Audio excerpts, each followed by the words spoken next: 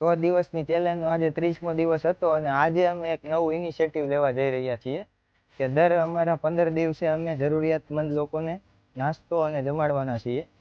આજે અમે આવ્યા છીએ પલસાણા જિલ્લાના કુણી ગામ તરફે. ત્યાં એક આશ્રમ શાળા છે, ત્યાં અમે આવ્યા છીએ.